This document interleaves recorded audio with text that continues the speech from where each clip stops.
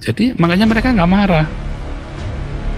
Ya marah pun ternyata tetap kesini, mereka juga tahu Rudy Kamri kan pernah membahas saya panjang lebar, berhari-hari bahas saya tuh Rudy Kamri, 3 hari atau 4 hari itu bahas saya itu kan. Tapi kan tetap aja masuk kemari, saya lihat kejebak nih, pasti nih dijebak. Enggak, dia tetap dengan saya sampai sekarang. Nah, Budiman Sujatmiko tahu, malah 2 kali datang ke grupnya kita, ya kan. Ya muslim-muslim lain, Ibu Koni tahu nggak? Tahu, nggak mungkin nggak tahu Ibu Koni.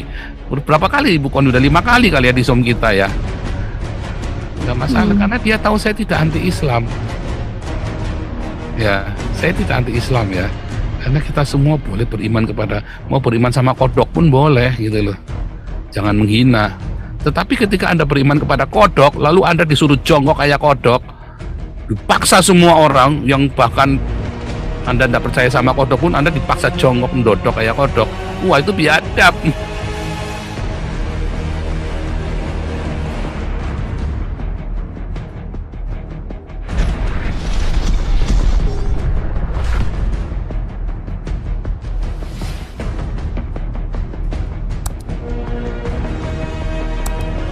Assalamualaikum.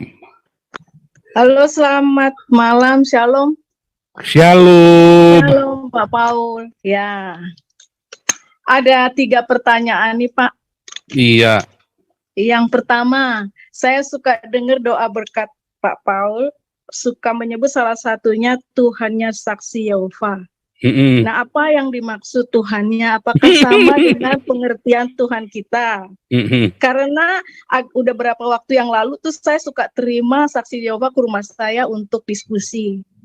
Setiap saya tanya, bagi kalian Yesus itu siapa? Mereka cuma sebut utusan. Nggak pernah mereka mau sebut dia Tuhan. Nah, ketika Pak Paul sebut itu, saya pikir apa ada yang baru dari Saksi Yehova. Itu satu itu, Pak. Yang kedua, di Alkitab terjemahan lembaga Alkitab kan Maria sangat jarang diekspos ya, Pak. Tapi salam Maria itu sepertinya sangat khusus di saudara-saudara kita yang lain. Apakah itu Alkitabiah salam Maria itu? Terus yang ketiga, Pak Paul, setiap saya ikuti channel gubrak-gubraknya Pak Paul, kan luar biasa tuh Pak Paul kalau mengucapkan Mr. M itu kayaknya nggak ada batasan gitu loh, Pak. Ya, yang cabul lah, yang sesat lah, begitupun kitabnya. Nah, gimana sikap Pak Paul jika kan channelnya Pak Paul juga bersahabat dengan seperti Pak Rudy Kamri, Mas Budiman, begitupun yang lain, atau mungkin pendengar-pendengar lain. Kira-kira mereka kalau dengar itu sakit hati nggak ya Pak gitu. Saya banyak teman non Kristen, saya terus terang nggak berani mencela mereka punya nabinya, paling saya beritakan siapa Yesus gitu.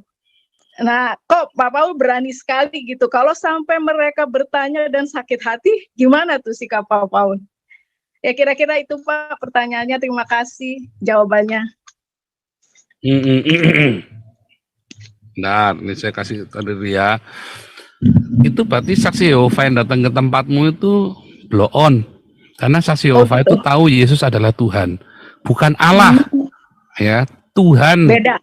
Tuhan dengan Allah itu beda. Oh. Iya. Nah, itu Saksi Yehova yang datang ke tempat itu blow on. Karena semua Saksi Yehova di seluruh dunia percaya bahwa Yesus adalah Adonai, Kurios, majikan, Tuan segala Tuan. Mereka percaya. Ada ditulis di dalam Alkitabnya mereka juga, dan mereka mengakui Yesus Tuhan segala Tuhan. Apakah Yesus Allah? Mereka bilang bukan. Yesus anak Allah, bukan Allah. Tapi Yesus adalah Tuhan. Iya, ada tertulis Tuhan. Nah, kalau saya berkata di dalam nama Yesus, kamu kalau berdoa di dalam nama Tuhan Yesus atau Allah Yesus? Tuhan sih. Iya. Jarang menyebut Allah Yesus, jarang banget. Hampir tidak ada orang Indonesia, aku berdoa di dalam nama Allah Yesus. Bahkan orang Trinitas pun, yang ngaku-ngaku Trinitas paling hebat, kayak Trio Kwek, Muriwali, Deki, sama Esra pun, tidak akan berdoa di dalam nama Allah Yesus. Tidak akan. Aneh. Ya kan, di dalam nama Tuhan Yesus pasti. Ya kan? in the name of Lord Jesus, bukan God Jesus. Ya kan? Betul. Jadi kalau bilang Tuhannya saksi Yehova, benar nggak? Ya benar, nggak salah. Memang saksi Yehova kan menganggap Yesus Tuhan kan, bukan Allah, bukan God. Dan kita kalau berdoa kan di dalam nama Tuhan Yesus, Tuhannya saksi Yehova. Ya kan? Dia kan Tuhan segala Tuhan, bagi saksi Yehova juga sama. Itulah persamaan kita dengan saksi Yehova. Ya kan? Bahwa kita menganggap Kalau Yesus. Allah maksudnya Pak dari sisi penciptaan ya? Kalau Pencipta, Allah gitu. itu Allah itu kan roh. Ya kan? Oh. Uh, Oh, jadi kalau maksudnya Tuhan Yesus ini pengertian waktu dia manusia di bumi, begitu? Tuhan Yesus, Tuhan selama-lamanya, dia kan Tuhan segala Tuhan. Syarat diselamatkan apa syarat diselamatkan? Tahu nggak Ya kamu syarat? percaya menerima Yesus sebagai Tuhan. Iya, bukan sebagai Allah loh. Ya. Iya, jadi saksi Yehova selamat. Oh. Oh, jadi itu hanya sekedar sebutan ya Pak? Beda maknanya. Tuhan itu bukan sekedar sebutan di zaman Pak Rasul, tidak di zaman Paulus. Kalau kamu bilang Yesus adalah kurios, wah bisa disalib kamu hidup-hidup. Kalau kamu bilang Yesus adalah Adonai, kurios, wah kamu bisa disalib hidup-hidup loh. Dibakar jadi obor itu loh, hidup-hidup disalib, hidup-hidup dibakar jadi obor itu loh. Zamannya Caligula sama zamannya Nero itu.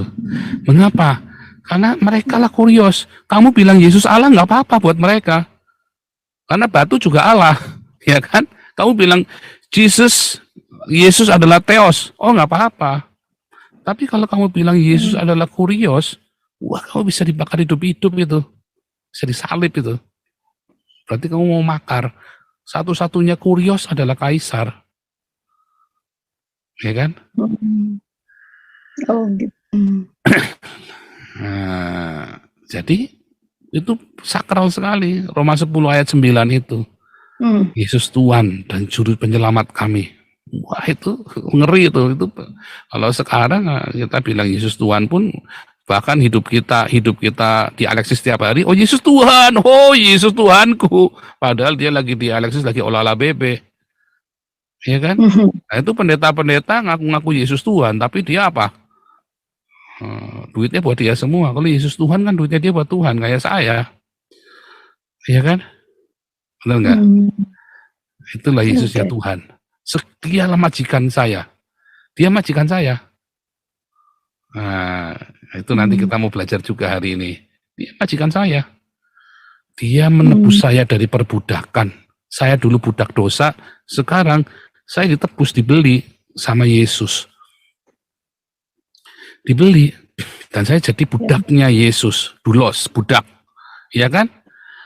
Kita memanggil Yesus Tuhan. Tetapi oleh karena kasih karunia kita boleh menjadi anak-anak Allah lalu memanggil Bapa kepada Sang Allah.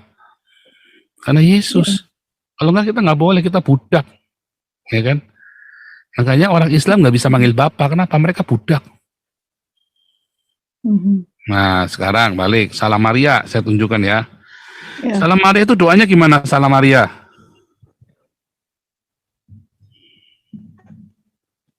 Tahu nggak doa Salam Maria? Enggak tahu, saya bukan latar belakang. Salam Maria, penuh rahmat, Tuhan sertamu, diberkatilah buah kandungmu, Yesus. Benar nggak? Ya. Enggak, yuk kita buka doa Salam Maria dulu. Mana nih? Doa Salam Maria.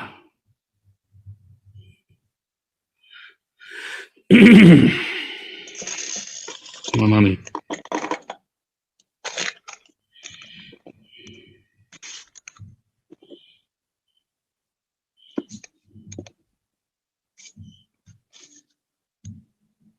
Salam Maria penuh rahmat, Tuhan sertamu, terpujilah engkau di antara wanita, dan terpujilah buah tubuhmu Yesus. Kalau buah tubuhmu itu sebenarnya buah kandungmu ya, kandungan itu loh, rahimmu, Santa Maria. Nah, sekarang kita lihat ini ya, Lukas 1.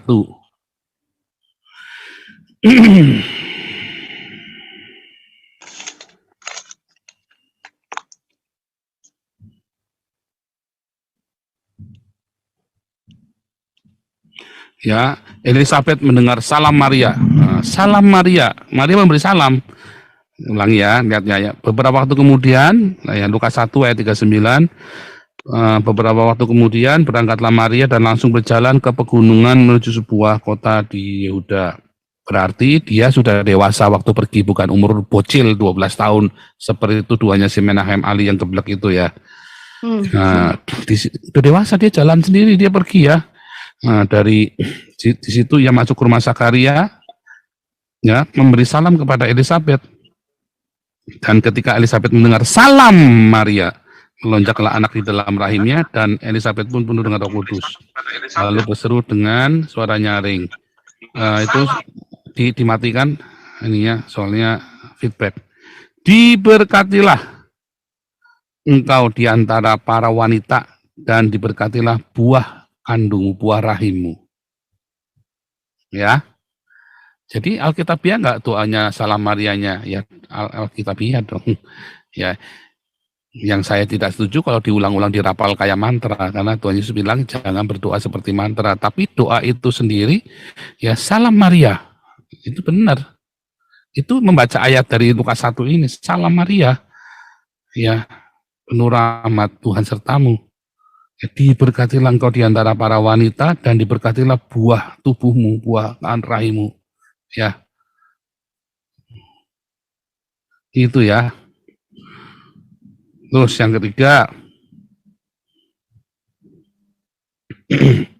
kalau orang-orang Islam dengar, ya nggak apa-apa, mereka tahu kok yang saya maksud kok. Apakah saya anti-Islam? Enggak, mereka semua tahu kok saya nggak anti-Islam kok. Ya. Tetapi saya mengolok-ngolok cara orang-orang Islam ini menafsirkan. Dan saya dengan polosnya ikut menafsirkan dengan cara mereka, dengan cara yang konyol. Iya kan? Sehingga kelihatan busuk sekali. Dan saya sajikan kepada mereka. Ini yang busuk itu kan. Yang kamu terapkan, yang kamu paksakan kepada kami. Nah, sekarang kamu, tapi kalau dipikir-pikir coba ya. Kalau cabul. Bahkan hari ini pun orang Indonesia tahu kalau isinya 23 itu orang cabul. Jangankan di Indonesia, di Eropa saja kalau kamu bilang istrimu 23, itu kamu tuh orang cabulnya minta ampun. Ya, Eropa yang sudah bebas, boleh free sex gitu ya, itu tetap akan dibilang cabul, apalagi di Indonesia coba, isinya 23, ini orang cabulnya minta ampun. Akan anak mantunya, anak kecil pun, coba. Di hari ini kalau ada orang menikah dengan anak dia di bawah 12 tahun, tetap dibilang pedofil walaupun baru satu. Tapi di Eropa kita nggak boleh pedofil, kan nggak adil juga kan, nggak fair. Alasannya karena cuman satu korbannya si Aisyah, dan kedua memang itu kultur zaman itu boleh. Tapi pada kenyataan semua orang yang berhubungan seks dengan anak di bawah umur 12 tahun dianggap pedofil. Di bawah 18 tahun malah kan, dan itu dihukum loh. Nggak di Indonesia, nggak di Eropa. Sama, kalau Anda berhubungan seks dengan anak di bawah 17 tahun, Anda bisa dipenjara loh. Nggak yang laki-laki. Nah, kalau saya bilang itu sesat, Anda saja bilang saksi Yehova sesat kan? Hanya gara-gara saksi Yehova tidak mengakui Yesus adalah Allah. Apalagi coba, sudah nggak mengakui, juga menyangkal Yesus disalib, sesatnya minta ampun. Dan Yesus berkata, ya, orang yang mengatakan bahwa di surga ada kawin mengawinkan itu sesat. Ya kan? Kamu sesat sebab kamu tidak tahu kitab suci dan kuasa Allah. Di surga tidak ada kawin mengawinkan. Janjiin orang umatnya. Jadi kalau saya bilang cabul dan sesat, sebetulnya saya nggak salah. Siapa suruh bawa-bawa nama Yesus? Ya kan? Saya balikin. Jadi makanya mereka nggak marah. Ya marah pun, ternyata tetap kesini mereka juga tahu. Rudy Kamri kan pernah membahas saya panjang lebar. Berhari-hari bahas saya tuh Rudy Kamri. 3 hari atau 4 hari itu bahas saya tuh kan. Tapi kan tetap aja masuk kemari, saya lihat kejebak nih, pasti ini dijebak. Enggak, dia tetap dengan saya sampai sekarang. Nah, Budiman Sujatmiko tahu, malah 2 kali datang ke grupnya kita, ya kan. Yang muslim-muslim lain, Ibu Koni tahu nggak? Tahu, nggak mungkin nggak tahu Ibu Koni. Berapa kali Ibu Koni? Udah 5 kali kali ya di Zoom kita ya. Nggak masalah, karena dia tahu saya tidak anti-Islam. Ya, saya tidak anti-Islam ya. Karena kita semua boleh beriman mau beriman sama kodok pun boleh gitu loh. Jangan menghina.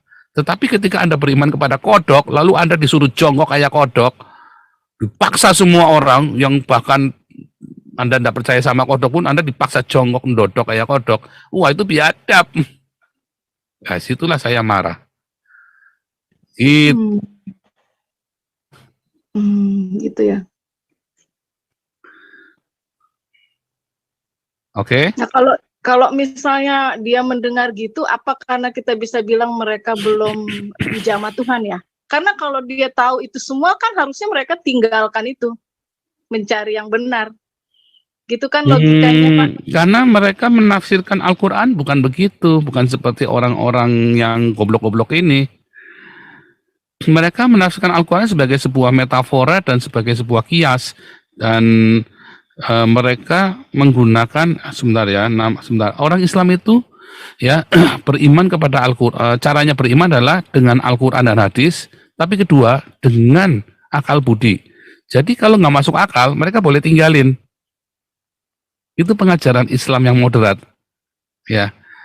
Jadi orang Islam ya menjalankan imannya satu dengan Al-Quran dan hadis, berdasarkan Al-Quran dan hadis. Tetapi kalau tidak masuk akal, mereka boleh tinggalkan itu untuk ngikutin yang masuk akal di zaman itu. Itu yang moderat. Nah, kalau orang Kristen, begitu Anda ngikutin yang masuk akal di zaman itu, Anda akan tersesat. Jadi Anda jadi Kristen harus melakukan apa yang tertulis di dalam Alkitab. Termasuk membunuh, udah dibatalin sama Yesus, makanya kudu belajar baca Alkitab yang benar. Ya. Karena sudah dibatalin, perintah-perintah bunuh-bunuh itu sudah dibatalin 2000 tahun yang lalu oleh Yesus. Kita disuruh membenci pun nggak boleh sekarang, ya kan? Bunuh homoseks udah nggak ada, dulu ada, zaman imamat bunuh yang homoseks ada, tapi zamannya Paulus udah nggak bisa, nggak boleh. Oleh Yesus sudah dibatalin, Lukas 16 ayat 16, Efesus 2 ayat 15. Tetapi Anda kudu ikutin apa perintah di dalam perjanjian baru. Yang metafora ya Anda ikutin metafora, kalau yang makna hurufiah. Karena di dalam perjanjian baru ada tuh, ini adalah sebuah kiasan. Kepada orang banyak, Yesus selalu mengajar dalam kiasan. Jadi kalau cungkilah matamu, bukan berarti cungkilah mata benar-benar. Lihat, Yesus lagi ngajar sama orang banyak. Berarti itu adalah kiasan. Simpel kan? Nah, itu kudu ngerti. Nah, kalau mau ngerti lagi, ikutilah kelas evangelis. Nanti detail saya kasih tahu satu-satunya. Orang Kristen begitu dia meleset dari Alkitab sesat. Orang Islam begitu ikut apaan jadi sesat. Nah, itulah bedanya. Orang Islam yang baik, yang ramah adalah Islam yang sudah tidak ikut. Karena dia berpikir dengan akal sehatnya. Tetapi orang Kristen yang baik adalah orang-orang yang mengikuti Alkitabnya sesuai perkataan Tuhan Yesus. Tepat. Dan para rasul, ya kan? Karena para rasul kan menerjemahkan perkataan-perkataan pengajaran-pengajaran Tuhan Yesus. Begitu. Jadi kalau orang Kristen yang bermodifikasi, kayak zaman sekarang nih ada pendeta homoseksual, ya jadilah dia sesat kan? Terus kemudian ingat nggak perang salib itu? Nah, dia kita ikutin perintah Alkitab, jadi perang salib tuh. Nah, pendeta yang bergaya hidup mewah, karena dia tidak ikuti istilah kitab tuh, makanya dia sesat tuh.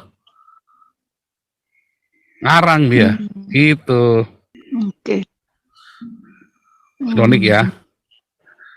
Sebentar ya, ini kok belum bisa ini ya videonya ya, padahal. Oh ini ya, oke saya share screen dulu ya. Saya share screen sekarang. Ini bagus ini pendeta Sange ya.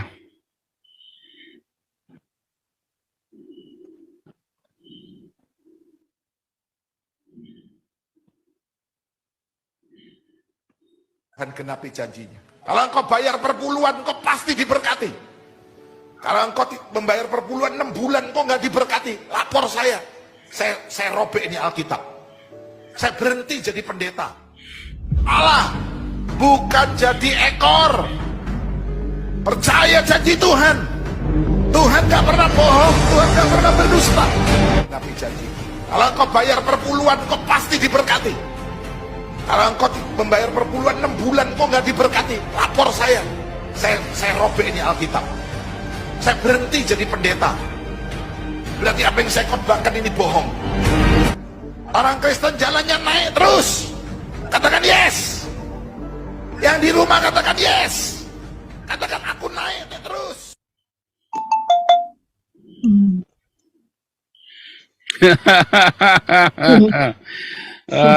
Di pendeta sange dengan perpuluhan ya. Itu tadi contohnya ya, bagaimana orang kemudian dia disesatkan oleh si pendeta-pendeta macam begini. Itu disesatkan namanya ya. Karena perintah Tuhan adalah di dalam perjanjian baru ya, tidak ada perintah untuk bayar perpuluhan. Di dalam perjanjian baru Anda disuruh berdiakonia dan itu diulang-ulang. Bahkan dari perjanjian lama pun sudah diulang-ulang. Masalah diakonia, memberi makan fakir miskin, di perjanjian baru diulang-ulang lagi. Ya. Diulang-ulang itu udah berapa kali, udah nggak kehitung tuh pokoknya tuh. Ya, diulang-ulang. Tapi ini pendeta-pendeta bandel ributnya perpuluhan yang di perjanjian baru udah nggak ada. Dan perpuluhannya di mana? Untuk dia. Ya kan? Nah, itulah salahnya di situ. Nah, orang begini sama saksi Yehova lebih sesat mana? Susah ya. Karena saksi Yehova itu menekankan hidup sederhana lo, nggak boleh saksi Yehova pakai barang mewah lo. Saksi Yehova itu nggak boleh pakai barang mewah ya. Saya nggak tahu kalau di Indonesia ya. Tetapi kalau yang di Eropa ini saksi Yehova itu nggak boleh bermewah-mewah, nggak boleh loh. Ya kan? Nah, di situ lalu yang sesat di mana coba? Karena dia tahu Yesus adalah Tuhan. Dia mau meneladani hidup Yesus. Sementara pendeta-pendeta ini kan enggak kan? Jadi yang mana yang lebih sesat? Seharusnya pendeta-pendeta seperti yang dilarang tuh di Indonesia atau di Bredel, bukan saksi Yehova. Saya bukan saksi Yehova ya, saya pun banyak berdebat dengan saksi Yehova, banyak menginjil saksi Yehova. Sampai mereka itu pusing kalau ketemu sama saya. Setiap kali ada saksi Yehova tak samperin soalnya. Saya kerjain, ya kan, saya ajak debat. Orang saksi Yehova itu nggak ada yang terdebat, nggak ada yang bisa debat ya saksi Yehova itu ya.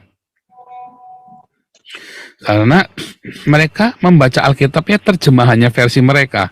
Begitu yuk kita baca bahasa aslinya. Wah, gelagapan semua mereka, pusing mereka. Begitu diajak bahasa aslinya. Itu. Yeah. Makanya kita jangan mau di framing sama itu mitos-mitos yang seperti itu. Begitu ya. Oke. Boleh satu lagi, Pak? Boleh. Tentang perjamuan makan roti dan anggur. Kalau misalnya lagi koinonia seperti ini, walaupun masih virtual, Pak, belum pernah nih kita bikin acara itu, misalnya. Menurut Pak Paul, penting atau sebenarnya penting nggak penting? Loh, kita tiap Senin sampai Jumat itulah perjamuan Tuhan. Koinonia itulah, diakonia itulah perjamuan Tuhan yang benar. Bukan yang inilah tubuhku, inilah darahku, aku merasakan Yesus. Itu bohong, itu salah, itu pendeta-pendeta ngajar itu. Lihat ya. 1 Korintus 11, ini yang dilakukan. Nah, sebelumnya jadi begini, dari kapan perjamuan Tuhan waktu Paskah itu, ya. Itu adalah ngambil dari Keluaran 12 dan itu dilakukan setiap tahun oleh orang Yahudi dari zaman Musa sampai dengan zaman Yesus dan oleh para rasul, ya. Adalah perjamuan, benar-benar makan, bukan pakai roti kecil sama anggur kecil. Mereka itu benar-benar makan malam. Dan bagaimana cara perjamuannya dilakukan di mana? Apakah di bait Allah, apakah di sinagog? Bukan, harus di rumah. Makanya mereka itu waktu dalam Minggu Paskah itu, para muridnya disuruh Yesus, kamu cari rumah. Cari rumah, kita mau makan Paskah. Mau perjamuan Paskah. Jadi bukan di gereja, tapi harusnya di rumah. Mengapa di rumah? Karena ada budaya mereka, ya 2 keluarga, 3 keluarga jadi satu. Nah, Yesus 12 orang, ini orang banyak. jadi satu di rumah. Harus rumah. Mengapa rumah? Karena dari rumah kita lah kita berbagi. Makanya rumah. Harus rumah, bukan di gereja, bukan di sinagog, bukan di bait suci. Perjamuan Tuhan namanya, bukan perjamuan kudus. Kapan kata perjamuan kudus itu mulai? Tahun 300, karena diambil dari legenda Dionysius, dewa anggur. Itu namanya Holy Communion. Holy Communion itu dari dewa anggur. Ya, dewa anggur itu Dionysius. Nah, contoh yang dilakukan pada jemaatnya banyak itu kan cuma 12. Nah, ini kalau jemaatnya banyak 1 Korintus 11 nih. Kebiasaan yang salah dalam lihat peraturan-peraturan yang berikut, aku tidak dapat memuji kamu sebab pertemuan-pertemuanmu tidak mendatangkan kebaikan tetapi keburukan.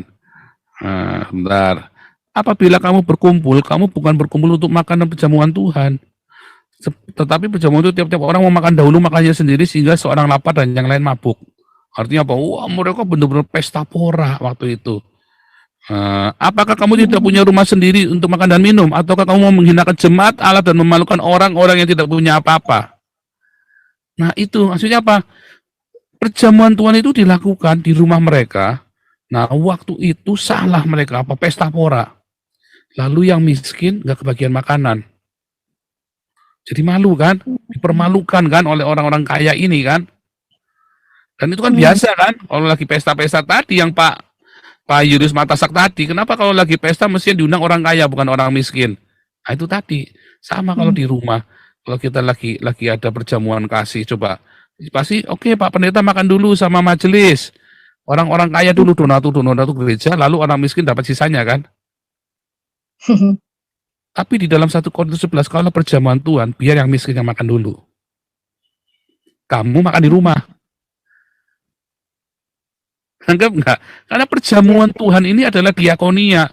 Pelayanan meja, lalu kita diaken-diaken melayani di meja itu yang miskin-miskin biar makan. Nah, waktu di doa, lihat ya, dan sesudah itu ia mengucapkan syukur, ini ya, sebab apa yang telah kutuliskan kepadamu telah kuterima dari Tuhan, yaitu bahwa Tuhan Yesus, bukan Allah Yesus ya, tapi Tuhan Yesus, pada malam waktu ia diserahkan mengambil roti, dan sesudah ia mengucap syukur atasnya, ia memecah-mecahkannya dan berkata, inilah tubuhku yang diserahkan bagi kamu. Disuruh, dia memecah-mecah roti, inilah tubuhku. Artinya kita harus memecah roti kita, memecah makanan kita buat sesama kan. Lihat, ngomongnya apa? Perbuatlah ini menjadi peringatan akan aku. Wah, aku ingat pengorbanan Tuhan Yesus. Salah, saudara. Padahal pelitnya minta ampun si pendeta, tadi rakusnya minta ampun, tapi ngomongnya ingat pengorbanan Tuhan Yesus, gundulnya peang. Bagaimana dia mau ingat Tuhan Yesus? Dia memecah-mecahkan hidupnya bagi jemaat kok. Si pendeta ini mecahin apa? Mecahin celengan terus. Buat apa? Buat beli Alphard. Gundul peang kan? Katanya bilang dari Tuhan kan. Terus lihat bilang, cawan ini adalah perjanjian baru dimeteraikan oleh darahku. Perbuatlah ini setiap kali kamu meminumnya menjadi peringatan akan aku. Sebab setiap kali kamu makan roti dan minum cawan ini, setelah dia minum cawan, dia ngomong, setiap kali kamu makan roti dan minum cawan ini, kamu memberitakan kematian Tuhan sampai ia datang. Itulah pemberitaan Injil. Jadi diakonia dan marturi yang tiap hari kita lakukan, itulah perjamuan Tuhan. Jadi tiap malam kita sudah berjamuan Tuhan, makanya sebelum diakonia, ya saya sudah instruksikan harus membaca 1 Korintus 11 ayat 23 sampai 26 ini. Itulah perjamuan Tuhan yang kita lakukan, bukan ritual-ritual. Darah ini cawan wah diminum. Wah, aku ingat Yesus. Bohong, dia nggak ingat apa-apa. Gitu ya. Baik, terima Menarik, kasih kan? Pak Paul Iya. pencerahannya ya. Semoga cerah sekali ya. Amin. Ya perlu belajar terus sih. Tuhan Perlu. berkati ya Pak Paul. Iya, Tuhan Yesus memberkati.